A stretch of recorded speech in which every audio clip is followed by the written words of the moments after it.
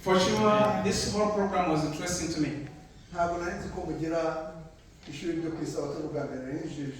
It was my first time to come to Sabbath school. I never knew it is interesting like that. Amen. Amen. But what was so much amazing to me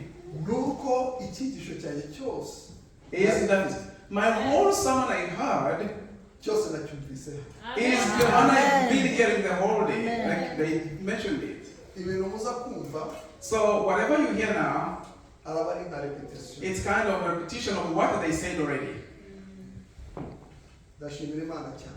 I thank God. Amen. Amen.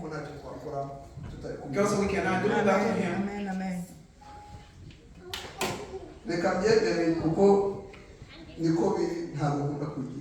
I will admit it. That's how it is. I don't normally like to teach. Because I feel like I'm a student too. And I don't know anything though. And most people think, say I'm quiet. It's because I don't know how to talk.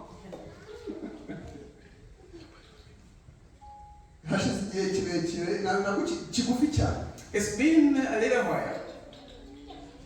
When the Holy Spirit visited me and I was really defeated.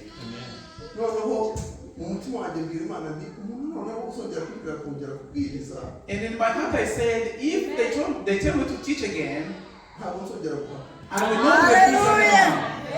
Amen. I will not talk because you gave me a lot to say. And I will share what I am about to say. Not even 2 days after, my mother-in-law, then she comes home, and she will talk as usual. And then she turns to me, can you teach for me on Sabbath? I said no. And then when I say no, as my usual habit, the others come to me. You will not say no again. Now you did it.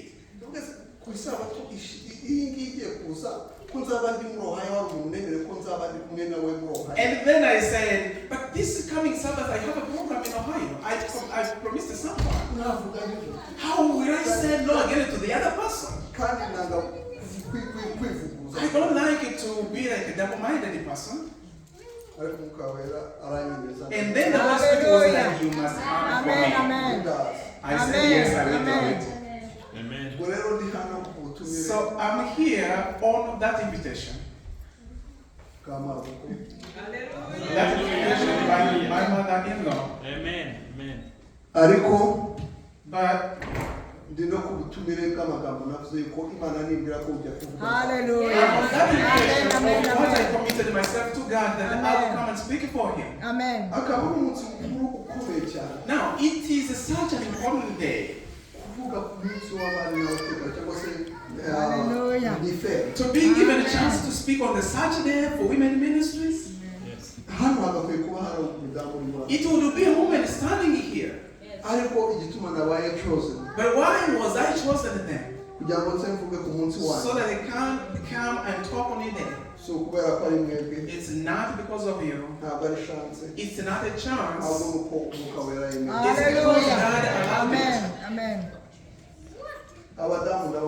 I love ladies. If they are not here, we cannot be. They do amazing job in our life. Have you ever delivered a baby? Do you know how to push a baby?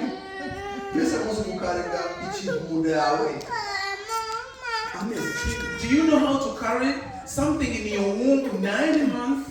No. Do you know how to weep for your child?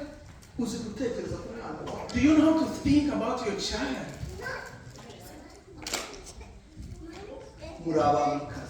Hallelujah. They are princess. princesses. Hallelujah. Burya ngo mu muryango w'inzuki. They are queens. I'm sorry. Thank you.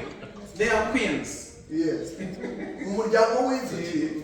So you know, when you see bees in their family, the queen, cyangwa se umwamikazi. They have a queen. The ruler of bees is a queen. Muri hives cyangwa se muri mu mutiba wayo. When you see in the hive, the one which leads is a queen. Habarimo umwamikazi. There is a queen in there. Siko bimeze? Right? Yes. Umwamikazi ahari. So the queen is protected. And they feed the queen. Kuko iyo apfuye, because when she dies, inzuki niyo yazaba ari ibihumbi magana angahe. Even if there are thousands of bees in there, biba birangiye. They are all gone. Siko bimeze? That's how it is, right? Aho ngaho rero umenye ko muri queens. So, Amen. mothers are queens. Amen. And if you are not there in our families, everything goes apart. Everything falls apart.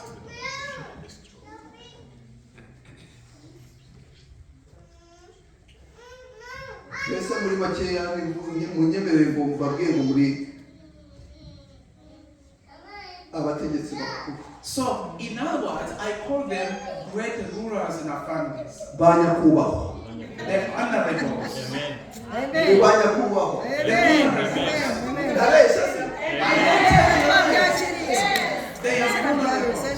Amen. You don't know it, you guys. You know, at home, when you come in, you see the man standing there, and you see him with a lot of beards, and when you see him, you're like, this is a beast. But inside in the hive, there is a queen. Amen. Right? If you think I'm telling lies, let me tell you. Let's take two examples. Okay. When we have like big functions, like parties, the most important person in there is the one who comes last. The chief guest comes last. Let's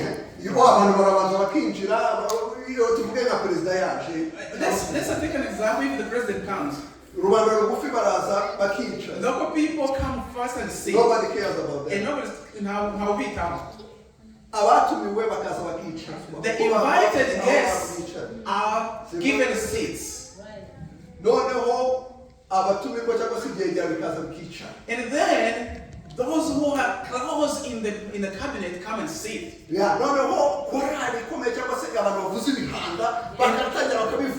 then the choir begins singing. And then you will see the escorts, the bodyguards coming. They will come in their big in a great way, a majestic way. And then everything will be quiet. And then you see the president coming. And they all stand up for him. The whole stadium shouts for joy. Now, let's see on the wedding. That's the first example. The wedding now. Let me tell you how great these ladies are. You are honorables. Amen. In the wedding party, okay, let's see the invited guests. They sit. Then those who are marching, they come. Yes. And then they come the bride's family and the bridegroom's family. And then comes the bride. A man, the bride. I'm sorry, the groom, the bridegroom. Then he comes and waits there. And then they play music, the trumpets.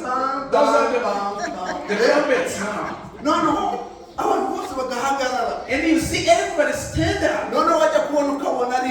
And then you see the queen come in. Right? And then let's see at the creation. So we go to Genesis. The heaven and earth were put in place. Light was put in place. The space was put in place. The trees and the fruits were put in place. And they waited.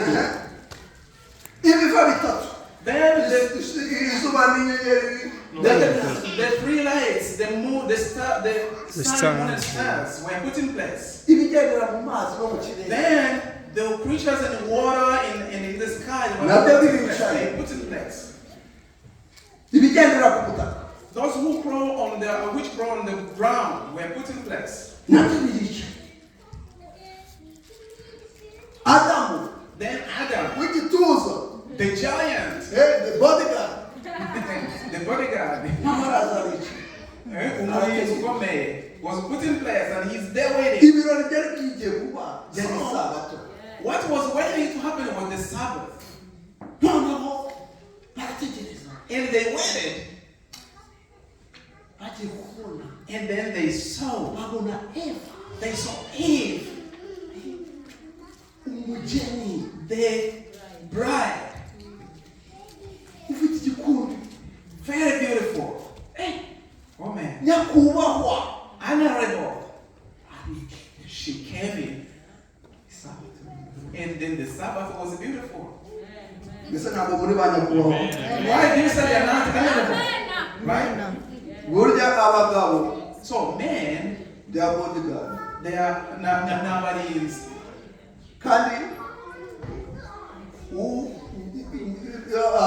Administration.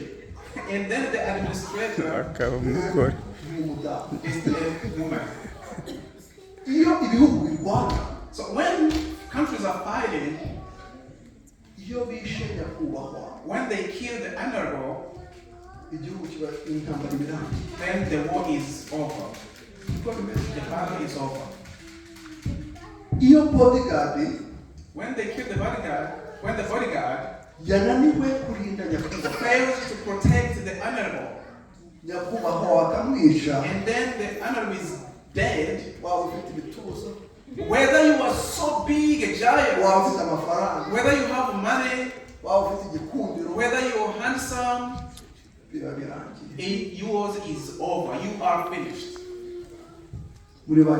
So they are honorables. Let's humble ourselves.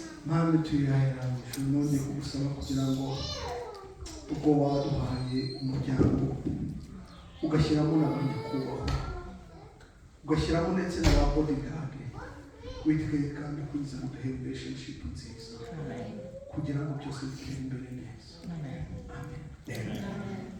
Umutwe w'icyigisho cyanjye, so our title today, kuko ari umunsi w'abategarugori, you know, because it is Women's Day, cyitwa shopping. It's called kugura. Ntabwo shopping isa n'umuyikora. Shopping now. Who doesn't love shopping? Be honest, you love shopping, right? Yes, you love shopping. Yes. Okay. So now we're gonna see how shopping kugura yabayeho bwa mbere ariyo yishisi. The first shopping that killed or misled the whole world. And it was done by the honorable. The bodyguard was there watching. And then the whole world was in a mess. That's why we are sitting here. nicyo gituma turira, That's why we cry. nicyo gituma tuburaba, That's why we lose our nicyo loved gituma ones. twumva iminsi ishaje. That's why we feel like the world is not Ariko good. nanone ndabereka And again, I will show you ukuntu shopping how shopping banyakubahwa bashobora gukora the underdogs may do ari nayo izatugeza mu ijuru. will take us to heaven. Turi kumwe? Are we together? Okay, ndasaba mabukwe ngo afate Bibiliya ajya gusomera. My mother-in-law, give her microphone, please, that she will read it for us. Can someone help me, please? Kuko niwe wantumiye. She invited me. Shopping. Kugura. Itangiriro gatatu. Genesis chapter 3, umurongo wa mbere kugeza ku wa karindwi. verse 1 to 7. Turabona first shopping yabayeho mu isi. Tujya kubona kugura kwa mbere kwabaye the first shopping that happened in the world. Nadusome. Let her read. Ndasaba mu izina rya Yesu. Inzoka yarushaga uburiganya inyamaswa zo mu ishyamba zose. Uwiteka Imana yaremye. Ni ukuri koko Imana yaravuze iti ntimuzarye mu giti cyose cyo muri iyi ngobyi. Uwo mugore arayisubiza ati imbuto z'ibiti byo muri iyi ngobyi twemererwa kuzirya, keretse imbuto z'igiti kiri hagati y'ingobyi nizo Imana yatubwiye ntimuzazirye, ntimuzakoreho mutazapfa. Iyo nzoka ibwira umugore iti gupfa ntimuzapfa. So those who read in English, please read it for yourselves for time. Satani yari yashyizeho agashopu. So the devil, the serpent, created his shop. Umudamu araje. And then the woman comes. Ati mfite product hano. I have a product, I have a business here. Hano mfite igiti. I have a tree. Nakomeza. Umurongo wa gatanu, umurongo wa kane. Iyo nzoka ibwira umugore iti gupfa ntizapfa, kuko Imana izi yuko ku munsi mwaziriyeho amaso yanyu azahweza mugahinduka nk'Imana mukamenya icyiza n'ikibi. Uwo mugore abonye yuko icyo giti gifite ibyo kurya byiza kandi ko ari igikundiro kandi ko ari cyo kwifuriza kumenyesha umuntu ubwenge, asoroma ku mbuto zacyo arazirya, aho n'umugabo we bari kumwe nawe arazirya. Bodyguard where are you? Turamo umurongo wa nyuma. Bodyguard where are you? Where was the bodyguard? Umurongo wa gatandatu. Wa nyuma. Hasi verse ya Yesu. Abavuga umugabo yari ari kumwe nawe. Verse 6. Ya kuri umurongo wa gatandatu agasubira ko karabango kandi okay. Asoroma ku mbuto zacyo arazirya, aho n'umugabo we wari kumwe nawe arazirya. Bajyaga batubwira ngo yarazimuzanye. So they used it to say that she brought Ariko it nasomye to him. umugabo yaraje. Bodyguard yaraje. And when I read here, it says the man was dead. The shopping umugabo yaraje. Shopping took place with the man there. If the salesperson arababwira how good the product is, the man was there. Igihe inzoka yababwiraga ko iki gitari cyiza n'umugabo ahari. No product ntabwo ari nziza, muzahweza mube nk'Imana. It's a good product. You're gonna have your eyes open. Muzagira ubwenge. God, you have knowledge. Muzaba nk'Imana. You'll be like God. Niho kujya muri mall. You know when you go to the mall. Mall sana abantu barazamuka mukirira mu Rwanda niho babikoraga neza. You know in Rwanda they do it well. Barakwambika. They dress you up.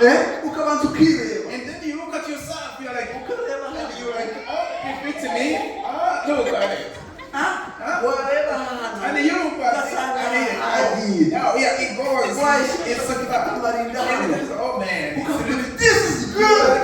And it is. Ukajya gutekereza ku musaza ureba mu birori. And then you think about it. Utinzinjira nambaye n'urukweto. I will come in with my shoes. Nimara kwishyira kugenda kiri kuguru hano. I will look at this. Ukajya ubireba muri ndwara. You imagine how it will be. Ukabona product nziza. And you think the product is really good. The product nziza numva badvertise nziza. Nk'ingi bari Satani yababwiye. Let me tell you, there is no any product that has been advertised well like this one, which the devil brought to them. You will be like God. Ngasa umuntu mutakati nushira ukakameka ukashamba ni kusasa neza usa. You know, if someone tells you, if you put on this makeup, you will be like a star. You will be like so and so. You will be great. And like, give it to me.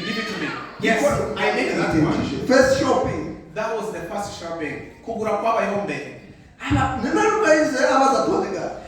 She did not even consult the bodyguard. She was like, this is what I'm looking for. Don't take long, give it to me. Then she began eating.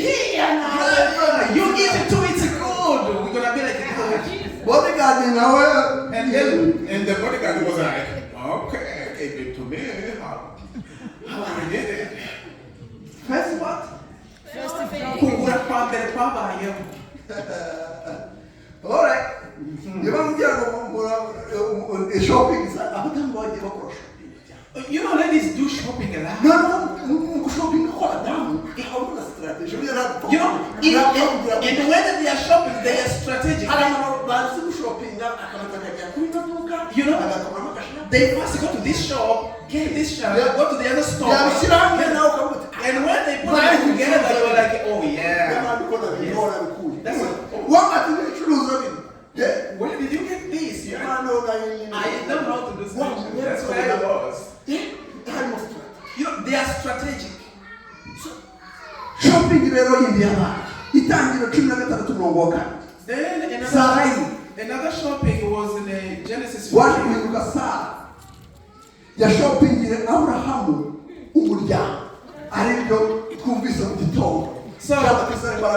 Sarah shopped for Abraham a family. We learned it in the morning. You know that story I will tell you. She was like, you know, I have a Hagar. I can't have kids now. So I have a Hagar for her. I have my person. And we can solve it through her. And then she shopped for the family. And she brought this slave. God did not love it because it brought a problem out of it. Then Rebecca.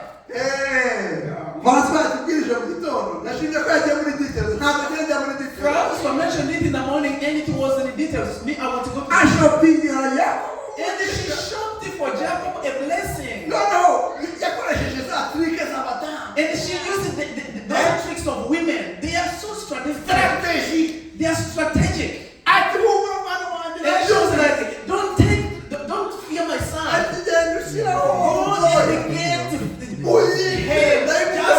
will cook it for you. Because she knew he loves it. And then and the boy was scared. And the woman was like, don't fear, go and do it. If the curse comes, it will be upon me. And she shopped for him.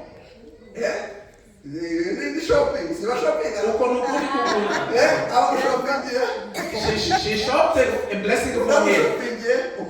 And she shopped, the other one shopped a family.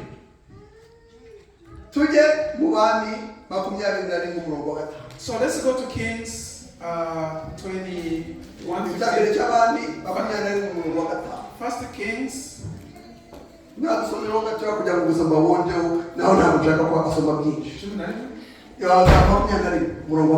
First Kings 21 verse 5.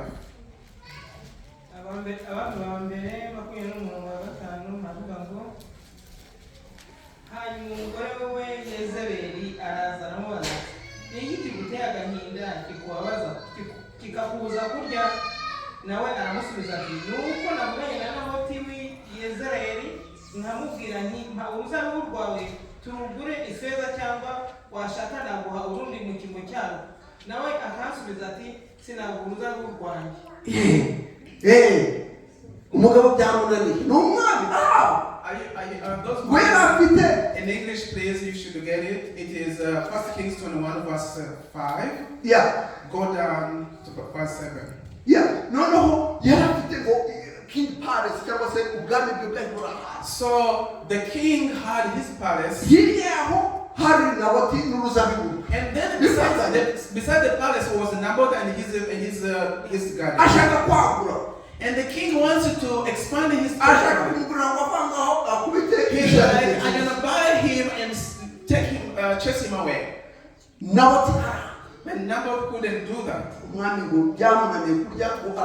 So the king couldn't eat. He was not happy the whole night. And the woman comes, what's wrong with you? And he told her what happened.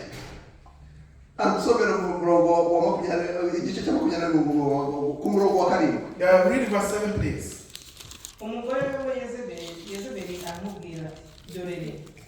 Ntutegeke ubwami bwa Isirayeli cyuko ufungure ushira agahinda n'igihe uzabuhuguruza y'uburwa n'aboti.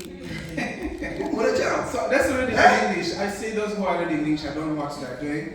And Jezebel, his wife, said, that's verse 7. Don't you now govern the kingdom of Israel? Arise and eat bread, and let thine heart be merry. I will give you the vineyard of Naboth, Jezebel said. So the king couldn't do it. The man is going to do it. What the man cannot do, the woman is like, I will give it to you. Then we see. I think you're not queens. You are queens. I will give it to you. So when we rush into this story, and the king woke up and washed his face and he ate because the woman said.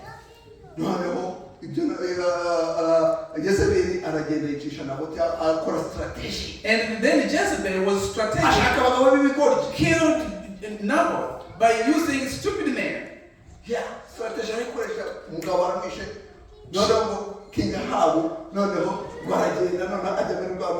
She was strategic. She killed Naboth, and King Ahab now is moving around the farm because the woman shopped for him. It's like when you see the rooster hatching the eggs of the hen. The rooster didn't lay eggs. Oh man, the man is eating food he never bought, he never cooked. You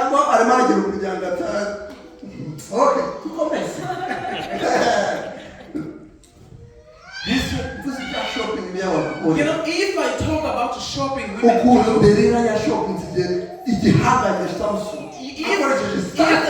if you see how Delilah was strategic and defeated Samson. Then Herodias shopped the head of John the Baptist. She was strategic.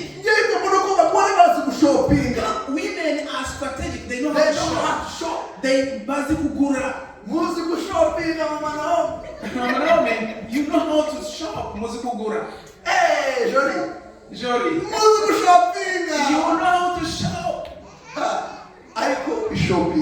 But that shopping with the bodyguard by you, and he doesn't say anything. Right. That has a question mark. That has a question mark. That has a question mark.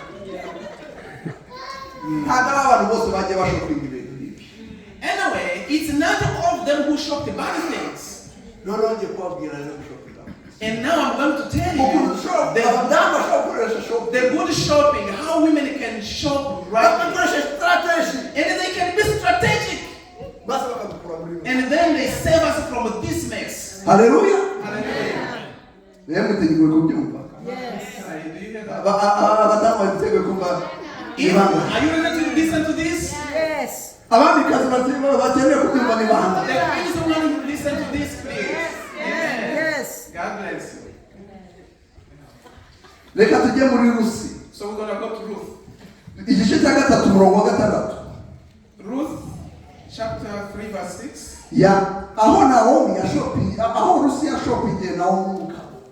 where Ruth shopped for Naomi a husband. She was strategic. She said, go. Ruth 3 verse 6.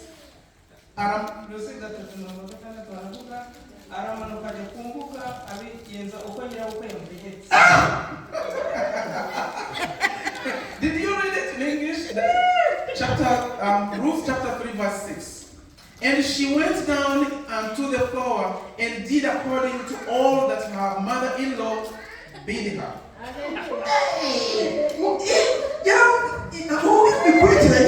So when you follow it carefully, she told her how to dress up, how to have those good sense, the time to go there, which entrance to go through, which gate, where you have to wait for, when to go,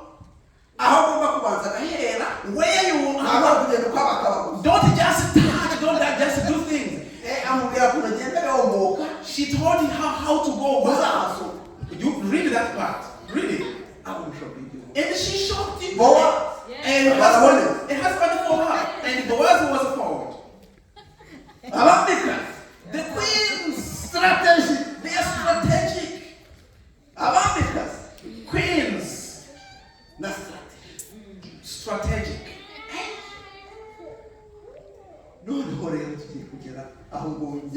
And now we're gonna reach where I want.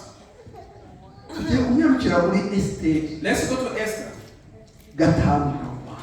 5 verse 1. Esther 5 verse 1.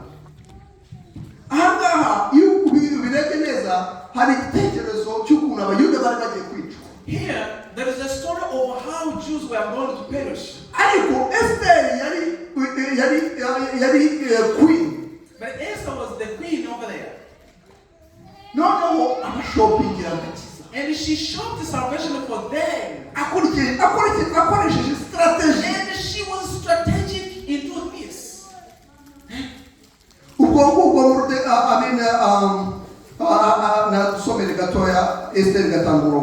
Read 5 verse 1, please, Esther.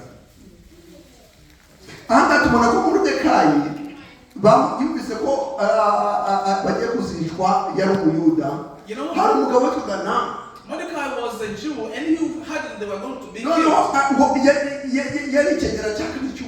You know, there was Haman and he was a very close friend to the king. Every time he goes through the gate, you have to bow down and worship him. There is a man who never bowed down for him. That pained him. And he hated Mordecai.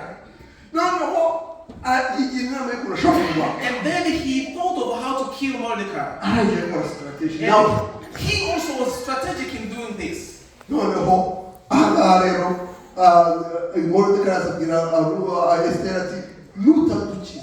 then here Mordecai came and told the queen, Esther, that if you don't save us, God will save us and will bring someone else in. And so here was like the honorable, please. And I'm telling you, honorable, if you don't save us,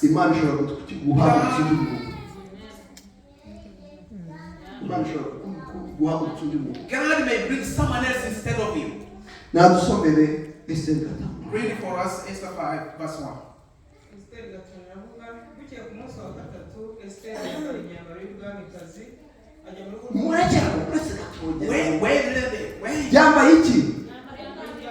So she was dressed. Hallelujah.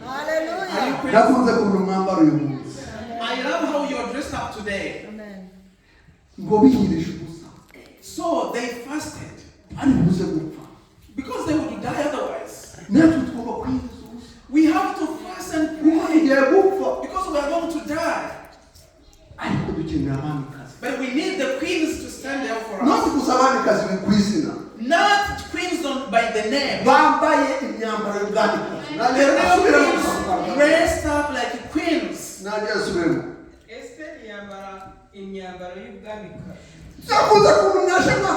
You see how you're dressed up today? yavuze ati no myambaro bimwikirije ndavuga ati She said, bagiye kumubona Esther agiteye ku ruhande. She said, Hallelujah. Esther there is dressed like a queen. Esther She's right there. yaje ku ruhande arangije arasoma n'amagambo ye. And then she read these words. Mbese si igitangaza. It's amazing. Ashyiramo imyambaro. And she dressed like a queen. Bamikazi rero. You know, real queens, please. Kugira ngo muzadusolvinge muri ino. In order for us to solve Ugomba this gushyiramo problem, imyenda you y'abamikazi. have to dress up nicely like queens. Hari ibyo umuntu yambara ukamukonfusing. There is the dresses kind of like make us Ushaka kumubona. You look at them dressed up. Uti guhangaye. You're like, how much should I give you? Yeah, because imyambaro isa nk'amaragi. Because they are dressed up like harrods. Ariko mugomba kwambara imyambaro.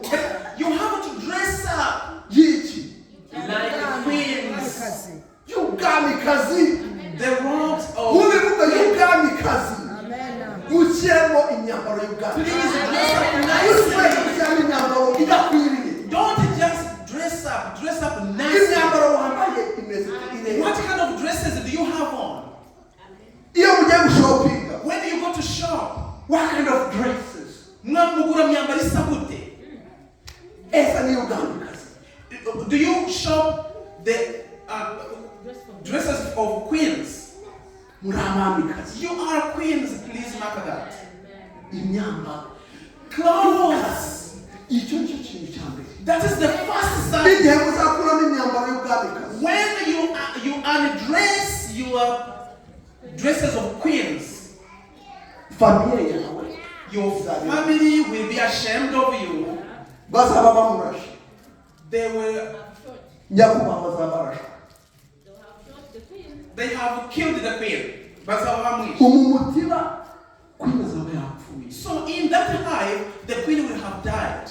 Na famiye n'abana. And the whole family is gone. In the church, Nimutaza mwambaye. if you don't come dressed up nicely, Nka queen. like a queen, Imyambaro y'ubwamikazi. the dresses of queens, Banyakubahwa. please, dear honorables, Zabiranje. then we will be in a mess.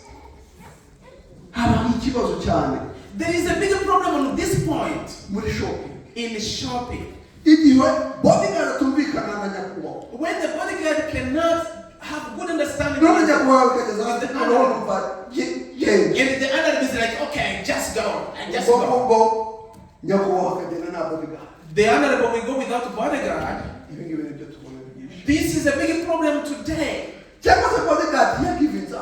Or maybe the Icyakora icyo ushaka birandamye. and the bodyguard will be like, I give up on you.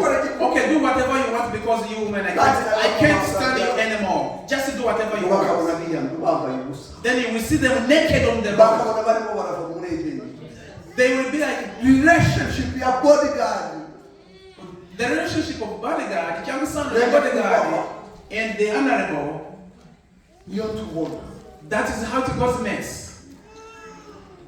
Nakomeze gatoya mbere strategy akoresha. Read down, Father. Ngiye kurangiza ntabwo. I'm about to finish. umurongo wa kabiri ni uko umwami abonye umwamikazi Esiteri ahagaze mu rugo, Esiteri amutonaho. Umwami atunga Esiteri inkoni y'izahabu yari afite mu ntoki. Esiteri ahera ko yigira hafi akora ku mutwe w'inkoni. Ni uko umwami aramubaza ati, urashaka iki mwamikazi Esiteri? Cyangwa icyo usaba ni igiki? Ndakiguha naho cyaba umugabane w'igihugu cyanjye. Let's read it in English. And it was so, when the king saw Esther, the queen, standing in the court, that she obtained favor in his sight, and the king held out to Esther the golden scepter that was in his hand. So Esther drew near and touched the top of the scepter. Then the king said unto her, What wilt thou, Queen Esther? And what is thy question? It shall be even given to thee to the half of the kingdom. Banyakubahwa. So dear honorables, igihe muzaza when you come mukagera imbere y'umwami and you come to the king, the king of kings, umwami w'abami, ntacyo azaza. he will not deny you anything. Igihe wambaye wa mwambaro y'ubwami, When you are dressed up like a queen, wa mwambaro y'ubwamikazi, the real dress of a queen, ukaza imbere y'Imana, and you come to the king, azagutura, he will point forward his azazanira scepter, amasengesho and yawe. he will answer your prayers. You have to be strategic. Mugomba kugira ubwenge. Noneho nakomeze aramubwira ati ikibazo cyane urashaka iki? So the first question by the king was, what do you want, queen? Nakomeze. Read it furthermore. Esther aramusubiza ati umwami nabishaka uyu munsi nazana Hamani mu nkera mwitegure. Yateguye banquet. So Esther had prepared a banquet for the king.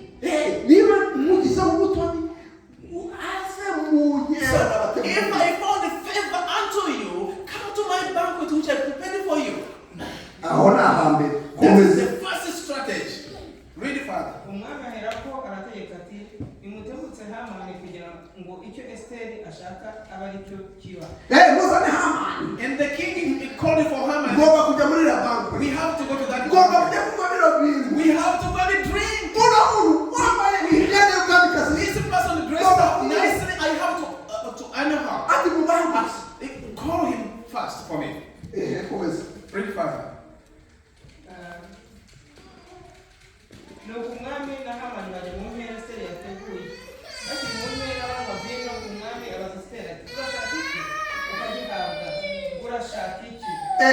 Arabona urashaka yaje mu nkera kumva. So the king and Haman came to the banquet, and here he's asking, what do you want, Esther, that I give it to you? What do you want? Ndimo abantu babiri bonyine bari batumiwe muri iyo banquet. So only two people were invited in the banquet. Urashaka iki inshuro ebyiri? 2 times asking, what do you want, Queen Esther? Yamubajije ati muri palace. She asked her when they were in the palace, Ageze muri banquet and now she yaramuye. asked her the second time here in the banquet. Urashaka iki? What do you want? What do you want? Cyiza. Tell me. Tell Amatsiko yanjye. tell me. I want to hear that. Ndababwire kuko Tell me, please. I can't bear it anymore. Tell me. Araje aramusubiza komeza. Then she answered him. Esteri aramusubiza ati icyo nsaba kandi nshaka ni iki? Niba ntonye ku mwami akemera ko icyo nsaba agasohoza icyo nshaka, umwami na Hamani bazaze mu nkera nzabitegura kandi ejo nzasubiza umwami icyo yabajije. Okay. Ati mwana w'umwami ngiye kukubwira icyo nshaka. And she's like, now king, I'm gonna tell you what I want. And the king was and he was now not to be happy anymore. Okay, tell me. What is that? And she's like, king, tomorrow I'm preparing another banquet for you. And you come here and I will prepare some for you. And the king was like, and he went home. And Naaman went home, and the king went home. And the king couldn't sleep. The king could not sleep. He doesn't know what she wants. And Naaman went home. When he went home, he invited all the people. Come and I tell you. Come and I tell you. I want to tell you.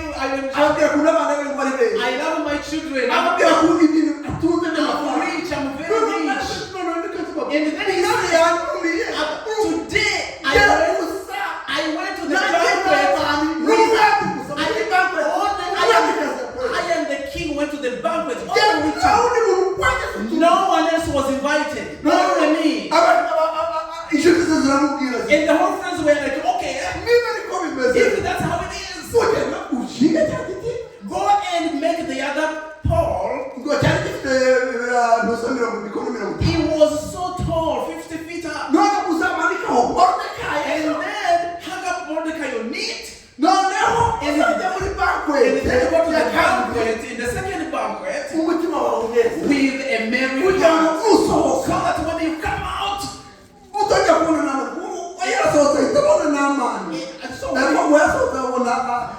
abona Mordecai. And the problem when he came out, he found Mordecai. From the first banquet, he found Mordecai. And he was like, Mordecai.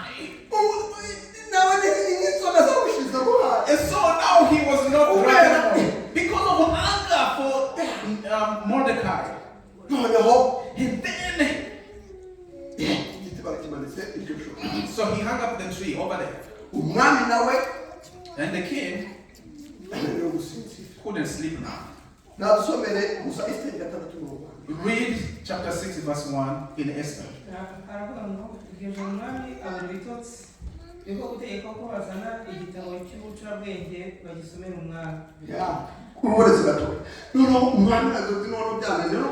the king couldn't sleep anymore. Bring the books of remembrance and read it for me what is in there. So they read the stories about Mordecai. What did you reward Mordecai? He was a good man. What did you give him? Nothing. Oh. Call Naaman for me very early in the morning. They brought Naaman. Haman, sorry. So they asked Haman. So if the king loves someone so much, what can he do for him? And Haman was like, yeah. I'm the one who is loved by the king so much. What I told my friends last night is coming true now. The king loves me. And he was so careful in deciding. I know what to do. What he can do. Find next to the king. Find someone who is next to the king. Get your kingdom clothes.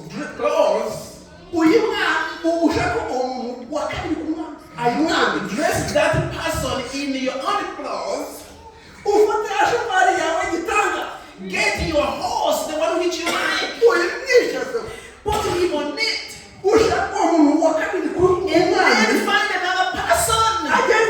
Go in front of the horse. And we go say, this is what they do for someone who is loved by the king. And the king was like, go and do it. Because they didn't do it. Which is very beautiful. Mordecai. Do it for Mordecai. Do it for Mordecai. I do it for Mordecai. Now it's about 10 o'clock. We are waiting for the bucket today. So they dressed Mordecai. So Haman moves Mordecai, the whole city. Oh God.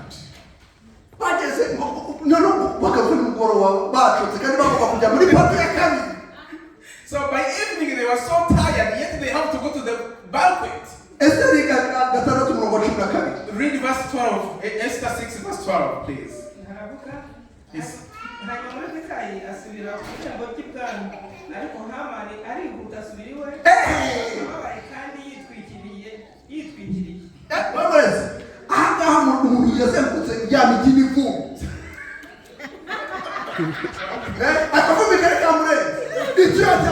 So imagine he moved the whole city, the whole day. He's so tired and sweating. Now he goes to he has to go for a second banquet. Now he has to go home and take a shower. Dressed up nicely again.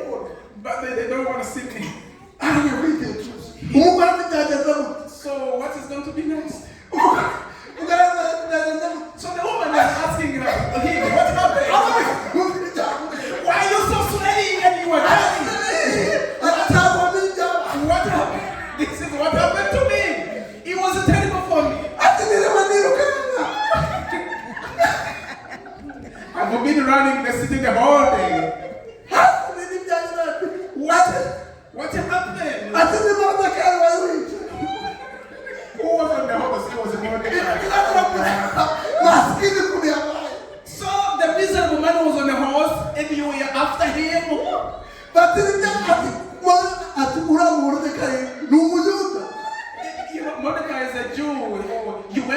Jew. So you're done. You are finished. You are finished. No.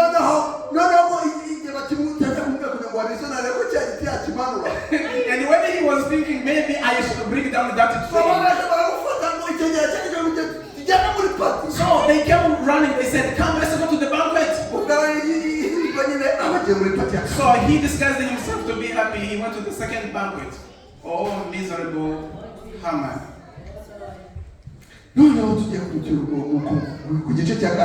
So, chapter 7. That's where we are ending. Chapter 7, verse 1. bazana Esther umwami kazi mu nkera kuri uwo munsi wa kabiri umwami yongera ko Esther bari mu nkera ati urasaba iki mwami kazi Esther kagihawe. The second banquet. So on the second banquet, Haman is there with the king. What do you want, Esther? Remember, the king wasn't sitting all night. He wondered, what does Esther want to ask me? So when Haman moved around the city with Mordecai, and the king was there waiting for the banquet. He's like, oh, time is not, oh man. Time it is, oh God. So he never ate it. What do you want? Tell me. I can't settle. Esther, what do you want? Continue there. niba ngutonye nyagasani ukabishima musabye agahanga kanjye ndetse ukize n'ubwoko bwacu. Haleluya. Musabye agahanga kanjye. So I'm going to read it in English, verse 3. Then Esther, queen, answered and said, if I found favor in your sight, O king, and if it pleases the king, let my life be given me at my petition, and my people's at my request. My life, save my life, please, and save the life of my people.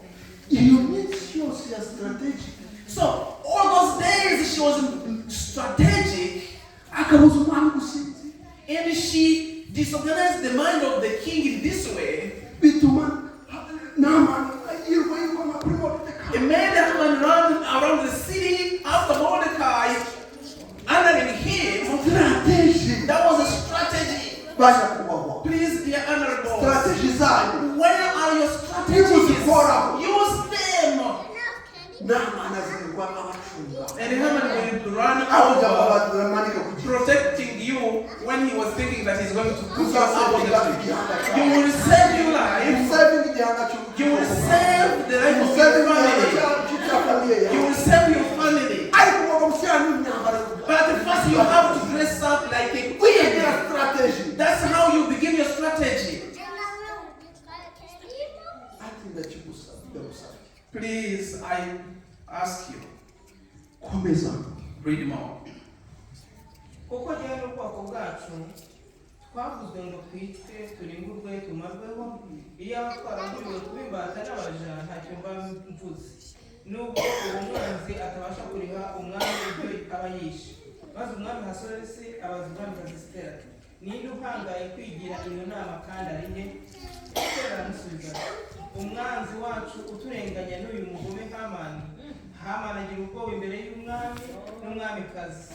Murabona kandi umwami arahaguruka urakari ava mu nkera arasohoka ajya mu Terrible. What do you want, Queen Esther? Save me, save my life. And who is persecuting you? This Haman who is here with you. This Haman who is here. This Haman who is eating my food in this banquet. And the king was like, no. I can't sleep now anymore. See, he was so furious. The king. And he came in again. When Haman saw how the king was really mad, he went to the queen's bed to ask him for mercy. And then when the king came in, found Haman on the bed of the queen. You want to rape my queen? Do you want to rape my queen?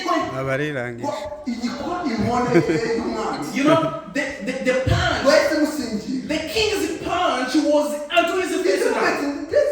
Wasn't it? If when I brought him, there is a tree which he hung up for Jones. Go and put him up on that tree which he made. That is how Esther for the whole nation. That's how Esther made salvation for the whole nation. Amen. Please, dear honorables, mbese muguriki. Amen. Amen.